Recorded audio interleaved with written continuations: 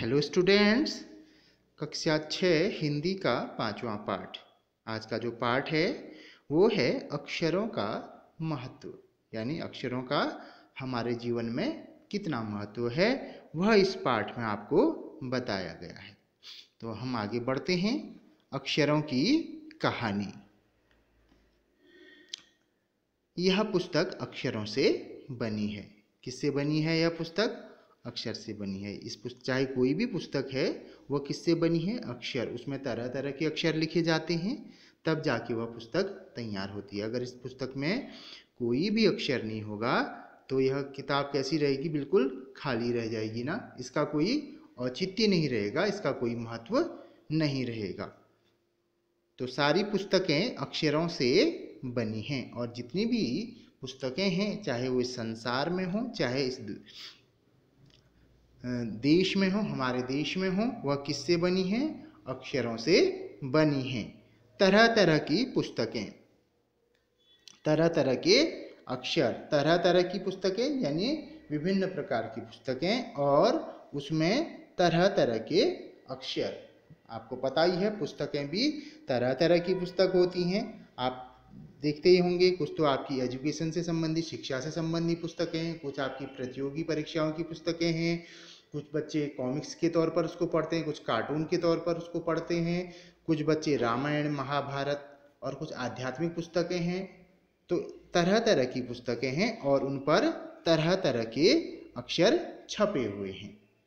तो दुनिया में अब तक करोड़ों पुस्तकें छप चुकी हैं, और इस दुनिया में, इस संसार में अभी तक करोड़ों पुस्तकें छप चुकी हैं। हजारों पुस्तकें रोज छपती हैं, और हजार पुस्तक, कम से कम हजारों पुस्तक, 10,000, 20,000, 50,000, इतनी पुस्तकें क्या होती हैं? रोज छपती हैं। तरह तरह के अक्षरों में हजारों की तादाद में रोज ही समाचार पत्र छपते रहते हैं। और क्या बता रहे हैं यहाँ पे? तरह तरह के अक्षरों में, और तरह तरह के अक्षरों में क्या होते हैं? हजारों की तादाद में रोज क्या छपते हैं? समाचार पत्र छपते हैं। पूरी दुनिया में समाचार पत्र छपते हैं। हमारे हिंदुस्तान में, हमारे भारत में भी क्या होते हैं? तरह तरह की समाचार पत्र छपते हैं। जैसे हमारे यहाँ तरह तरह के समाचार पत्र आपने देखा होगा, राष्ट्रीय सहारा आता है, और इसके अलावा हिंदुस्तान है, दैनिक जागरण है, अमर उजाला है, टाइम्स ऑफ इंडिया है, और बहुत सारे, पंजाब केसरी है, बहुत सारे समाचार पत्र रोज छपते हैं। अलग अलग राज्यों के अलग अलग समाचार पत्र छपते हैं। जैसे गुजरात का गुजरात केसरी है, तो बहुत सारे इस तरह से समाचार पत्र वहाँ पे छपते रहते हैं। इन सब के मूल में है अक्षर। इन सब के मूल में क्या है? अक्षर। मूल का अर्थ है उसकी जड़ में क्या है? अक्षर है। अगर अक्षर न होते तो न इन समाचार पत्रों का कोई औचित्य होता, न इन पुस्तकों का कोई भी औचित्य होता, यानी उनका कोई भी महत्व नहीं होता। हम कल्पना भी नहीं कर सकते कि यदि आदमी अक्षरों को न जानता तो आज इस दुनिया का क्या हाल होता, क्या हाल होता। हम इस चीज की कल्पना भी नहीं कर सकते कि यदि आदमी अक्षरों को नहीं जानता, अगर हम मान लिया आज इन अक्षरों को नहीं जानते तो आज हमारा क्या हाल होता। हम तो बोलना भी नहीं जानते ना, हमें किससे कैसी बातें करनी है, हमें इस चीज का भी पता नहीं होता कि हमें बोलना क्या है, हमें करना क्या है। तो अक्षर हमारे जीवन में बहुत महत्वपूर्ण भूमिका निभाते हैं। तो यहाँ पे ये कह रहा है कि हम कल्पना भी नहीं कर सकते कि यदि आदमी अक्षरों को न जानता तो आज इस दुनिया का क्या हाल होता। अगर हम अक्षरों को नहीं जानते तो आज इस दुनिया का क्या हाल होता, ये दुनिया कैसी होती, लोग किस तरह से अपना व्यवहार करते, एक दूसरे से अपना व्यवहार कैसे रखते, कैसी बातें करते, और ये चीज़ें यहाँ पे अक्षरों पे निर्भर करती हैं। अगर अक्षर आए तभी एक इंसान क्या हुआ? सभ्य बना, और वह समाज में एक दूसरे से बात करने के लायक बना। अब आगे बढ़ते हैं। कोई कह सकता है कि हम अक्षरों को अनादिकाल से जानते हैं। क्या कोई यह कह सकता है कि हम अक्षरों को अनादिकाल, अनादि मतलब पूर्व का काल, पूर्व से ही हम अक्षरों को जानते हैं? क्या कोई यह बात कह सकता है कि हम तो पहले से ही जानते हैं इन चीजों को? अक्षरों का ज्ञान हमें किसी ईश्वर से मिला है, या अक्षरों का ज्ञान हमें किसी ईश्वर ने दिया है? कोई इस बात को कह सकता है, व्यक्त कर सकता है कि अक्षरों को तो हम अनादिकाल से जानते हैं, या हमें अक्षरों का जो ज्ञान है किसी ईश्वर ने हमें दिया है? क्या इस बात को कोई साबित कर सकता है? यह बात यहाँ पे बताई जा रही है। लेकिन ऐसा संभव नहीं है। कोई यह नहीं कह सकता कि हम अक्षरों को कई युगों से जानते हैं, कई पहले से जानते हैं। ऐसा कोई भी नहीं कह सकता, या कोई ये नहीं कह सकता कि हमें अक्षरों का ज्ञान किसी ईश्वर ने दिया, ऐसा नहीं कह सकता है। तो अब हम आगे बढ़ते हैं। पुराने जमाने के लोग सचमुच ही सोचते थे कि अक्षरों की खोज ईश्वर ने की है। तो पुराने जमाने के जो लोग थे वो क्या सोचते थे कि अक्षरों की खोज किसने की है? ईश्वर ने की है। क्योंकि पुराने जमाने के जो लोग थे वो रूढ़िवादिता को मानते थे, अंधविश्वास को ज़्यादा मानते थे। तो वो ये सोचते थे कि शायद इन अक्षरों की खोज किसने की है? ईश्वर ने की है या भगवान ने की है। पर आज हम जानते हैं कि अक्षरों की खोज किसी ईश्वर ने नहीं बल्कि स्वयं आदमी ने की है। लेकिन आज हमको यह पता चल गया है कि इन अक्षरों की खोज किसने की? स्वयं मनुष्य ने की थी, किसी ईश्वर ने नहीं की थी। आज हमें इस बात का पता लगता है कि इस दुनिया में जब भी अक्षर आए तो उसकी खोज किसने की? मनुष्य ने इसकी खोज की, किसी ईश्वर ने इसकी खोज नहीं की। अब तो हम यह भी जानते हैं कि किन अक्षरों की खोज किस देश में किस समय हुई। यानी आज हमें यह भी पता है कि अक्षरों की खोज किस देश में हुई और कब हुई और किस समय हुई। आज हमारे पास इतनी आधुनिक तकनीकियां हैं जिससे हमें यह पता चलता है कि अक्षरों की खोज कहाँ हुई, किस देश में हुई और किस समय हुई। हमें आज यह भी पता है। हमारी यह धरती लगभग 5 अरब साल पुरानी है। ये जो आज आप धरती को देख रहे हैं, हमारी जो धरती है जिसको आप अर्थ कहते हैं, उसकी जो यहाँ पे इन्होंने बताया कि ये अर्थ कितनी पुरानी है, ये धरती कितनी पुरानी है? लगभग 5 अरब साल। अब आप इमेजिन कीजिए कि 5 अरब साल कितना होता है। यह इतनी पुरानी धरती, यानी आज से 5 अरब साल पहले यह धरती अस्तित्व में आई थी। 2-3 अरब साल तक इस धरती पर किसी प्रकार के जीव जंतु नहीं थे। और जैसे ही आज से 5 अरब साल पहले यह धरती आई, अस्तित्व में आई, और इसके बाद क्या हुआ? 2-3 अरब साल तक तो इस धरती पर कोई भी जीव जंतु या वनस्पतियां नहीं थी। फिर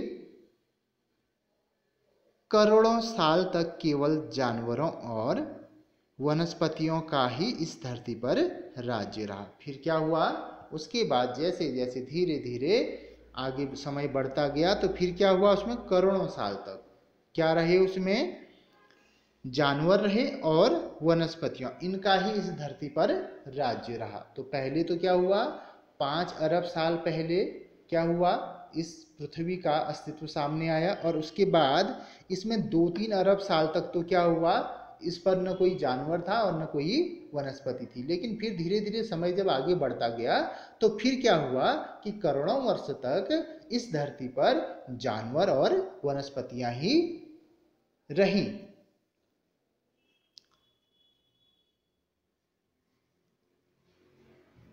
आदमी ने इस धरती पर कोई 5 लाख साल पहले जन्म लिया। और जब मनुष्य की जो उत्पत्ति हुई इस धरती पर, मनुष्य ने जन्म कब लिया? 5 लाख साल पहले। मनुष्य का जन्म कब हुआ था इस धरती पर? अगर कहीं पे अगर सवाल पूछा जाए कि मनुष्य का जन्म इस धरती पर कब हुआ था, तो आप क्या बताएंगे कि 5 लाख साल पहले।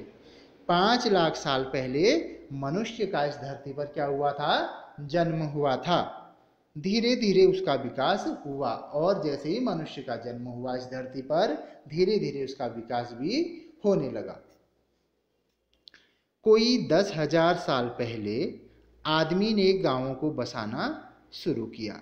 यानी मनुष्य की उत्पत्ति तो हुई थी 5 लाख साल पहले, और उसके बाद धीरे धीरे उसका विकास हुआ। तो फिर हुआ क्या कि करीब 10,000 साल पहले, आज से 10,000 साल पहले क्या हुआ था, आदमी तब जाके इतना विकसित हुआ था कि उसने गांवों को बसाना शुरू किया था। क्योंकि जब भी मनुष्य इस धरती पर आया होगा वो आदि मानव के रूप में रहा होगा, उसको किसी भी बात का यह पता नहीं हुआ कि कैसे उसको बोलना है या बातें करनी है, अपने हाव भाव व्यक्त करने हैं। तो शुरू शुरू में बहुत सारी दिक्कतें मनुष्य को इस धरती पर आई होंगी। तो बाद बाद में धीरे धीरे जब उनका विकास हुआ तो क्या हुआ कि करीब 10,000 साल पहले आदमी ने क्या किया, गांवों को बसाना शुरू किया। वह खेती करने लगा। और वह क्या करने लगा, खेती करने लगा। वह पत्थरों के औजारों का इस्तेमाल करता था। और औजार के रूप में उस समय किसके औजार प्रयुक्त होते थे, पत्थरों के औजार होते थे।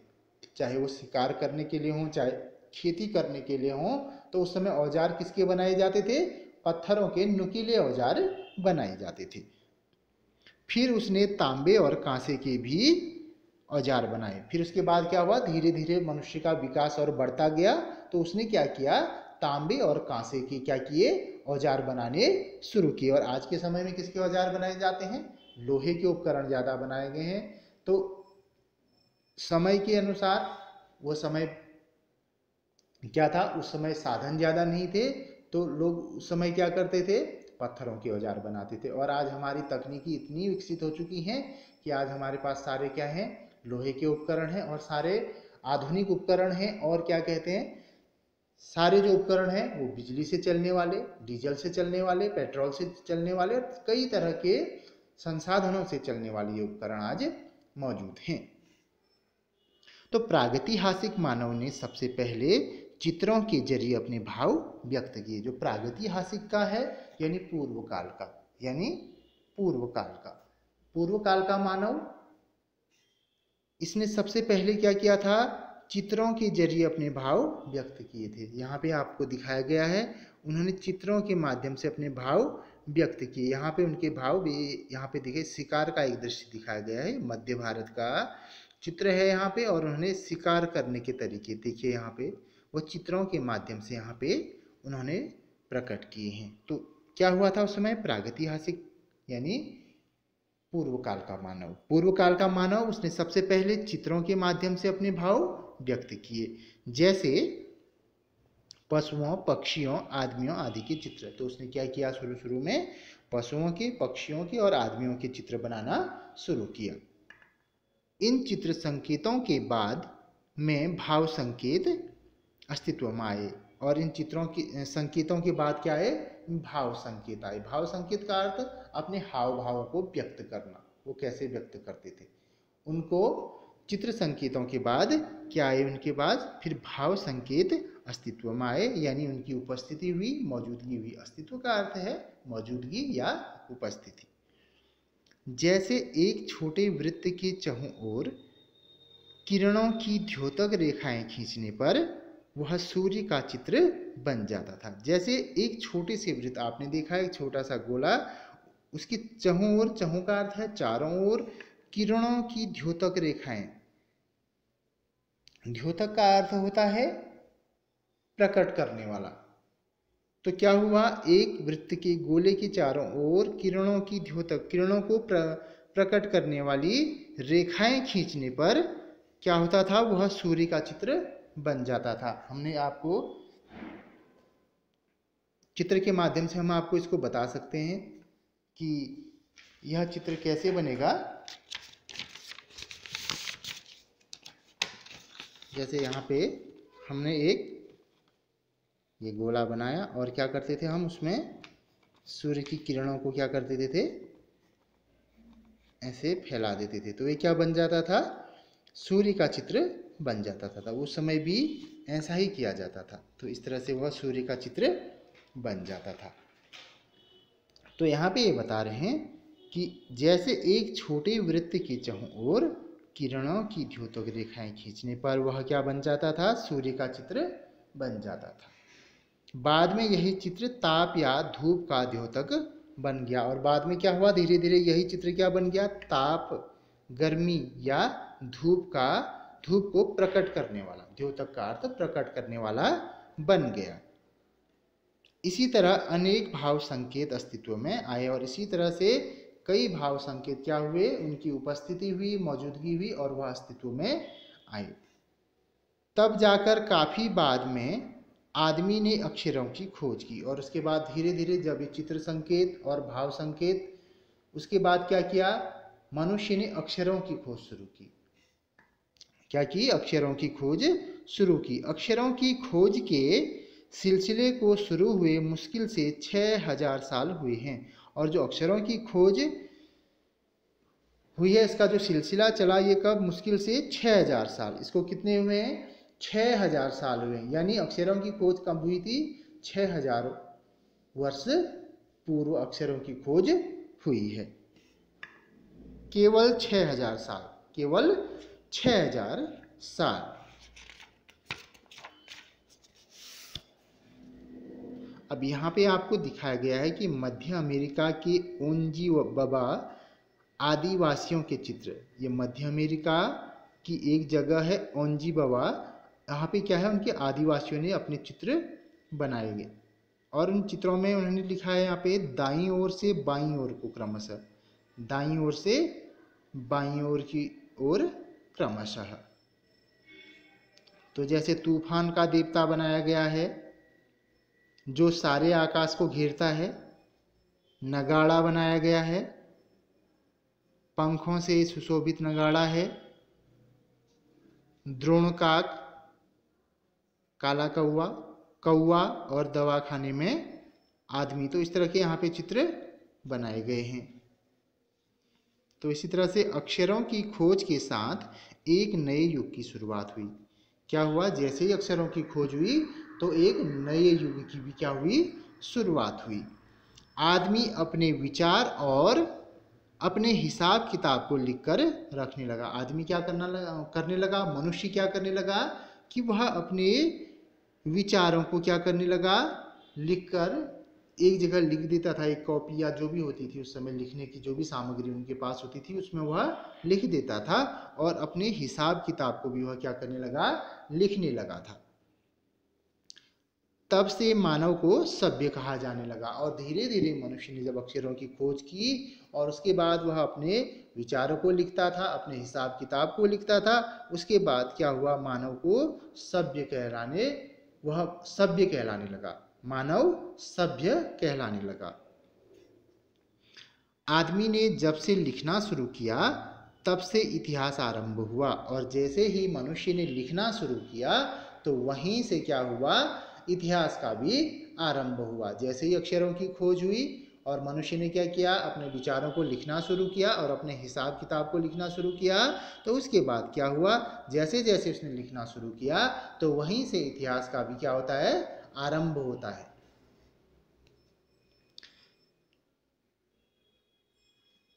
किसी भी कौम या देश का इतिहास तब से शुरू होता है जब से आदमी के लिखे हुए लेख मिलने लग जाते हैं। किसी भी कौम का अर्थ है जाति या वंश या देश का इतिहास तब से शुरू होता है जब से आदमी के लिखे हुए लेख मिलने लग जाते हैं।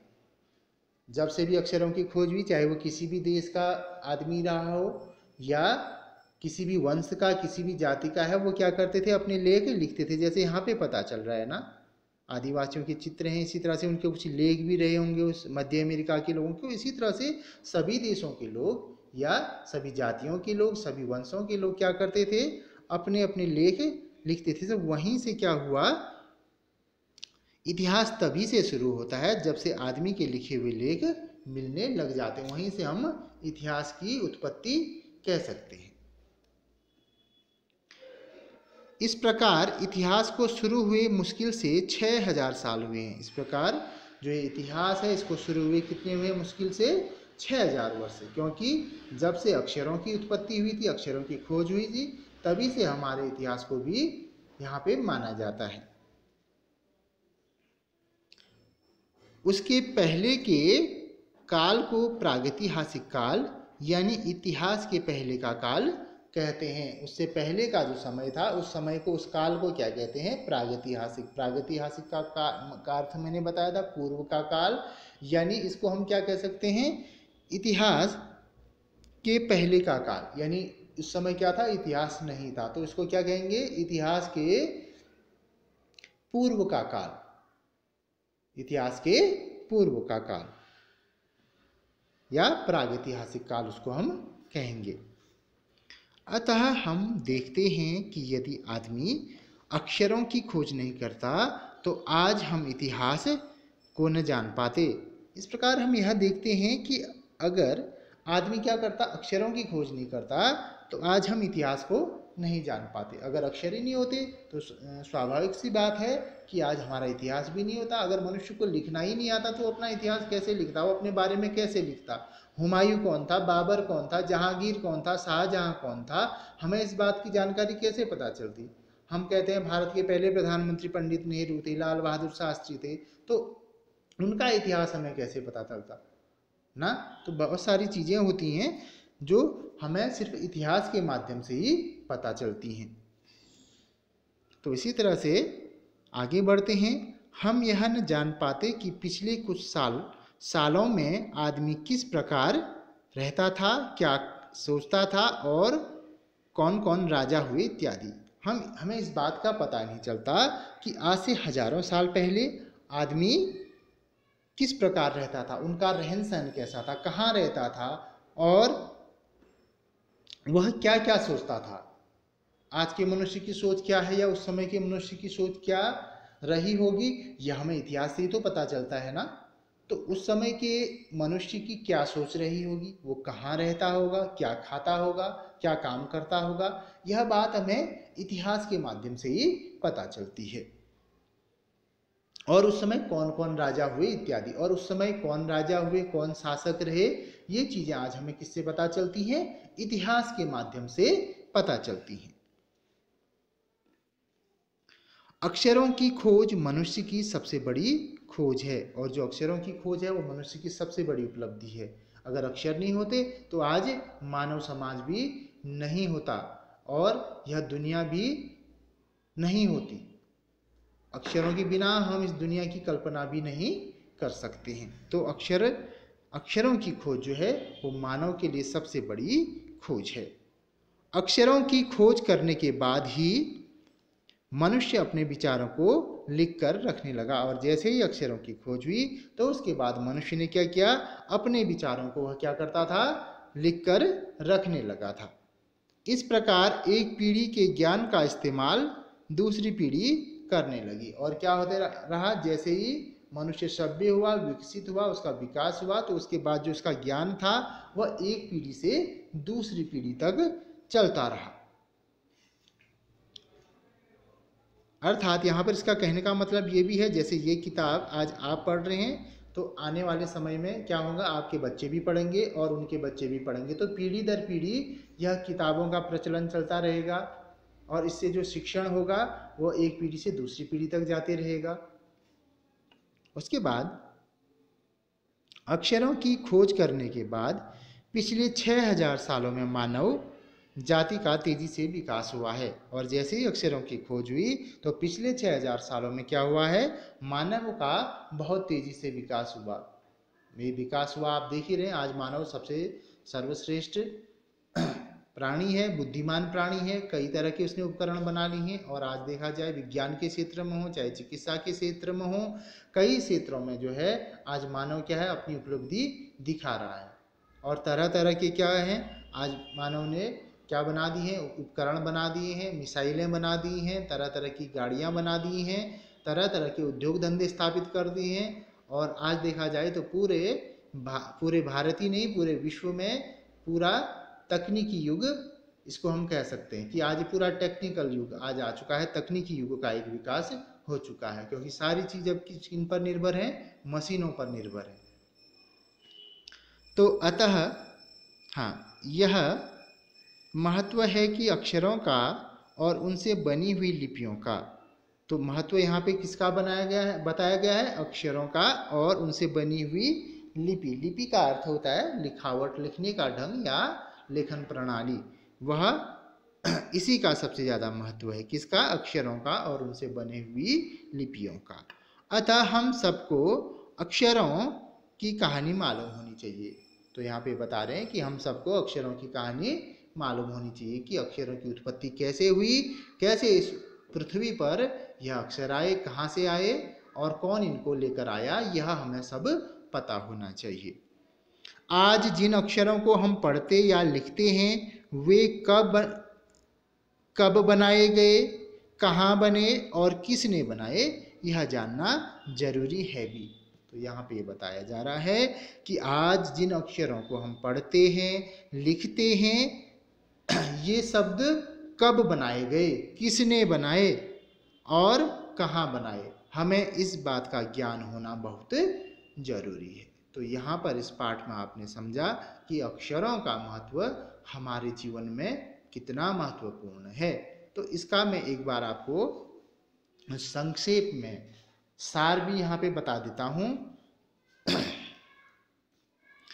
कि दुनिया में सभी तरह की पुस्तकें अक्षरों से बनी हैं। हर दिन हजारों पुस्तकें छपती हैं।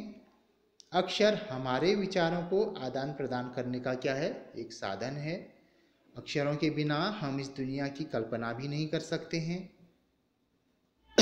पुराने जमाने के लोग सोचते थे कि अक्षरों की खोज किसने की है, ईश्वर ने की है। पर आज हम यह जानते हैं कि अक्षरों की खोज किसने की है, मनुष्य ने अक्षरों की खोज की है। यह धरती लगभग कितने साल पुरानी है, 5 अरब साल पुरानी है। कितनी है, 5 अरब साल पुरानी है। करोड़ों साल तक धरती पर केवल जानवरों और वनस्पतियों का ही राज्य रहा। इस धरती पर किसका राज्य रहा, वनस्पतियों और जानवरों का। और वो कितने समय तक, करोड़ों वर्ष तक। धीरे धीरे मनुष्य का विकास हुआ। 10,000 साल पहले आदमी ने गांवों को बसाना शुरू किया। और आदमी ने गांवों को कब बसाना शुरू किया, 10,000 साल पहले आदमी ने गांवों को बसाना शुरू किया। वह खेती करने लगा। उसने पत्थरों के औजार बनाए। उसके बाद धीरे धीरे तांबे और कांसे के भी उसने औजार बनाए। और उसने चित्रों के माध्यम से प्रागैतिहासिक मानव ने अपने भाव को व्यक्त किया। और उसने शुरू में क्या हुआ, प्रागैतिहासिक मानव ने चित्रों के माध्यम से क्या किया, अपने भावों को व्यक्त किया। काफी समय बाद आदमी ने अक्षरों की खोज की। अक्षरों की खोज 6,000 साल पहले हुई थी।